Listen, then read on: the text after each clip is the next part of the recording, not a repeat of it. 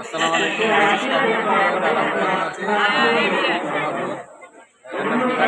কালীতারা বাজার। এখানে একটা ওয়াজ আসছি।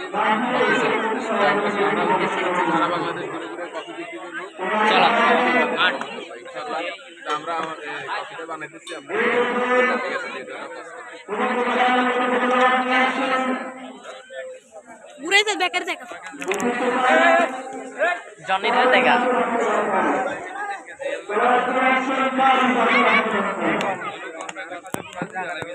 নতুন নতুন চলে তুই তো এমবি কল দিছি তো কল দিলে তুই কল দে খেয়াল চাও কল মেল দিলে সাই এই দেখ কল মরয়া লইছি এই জনি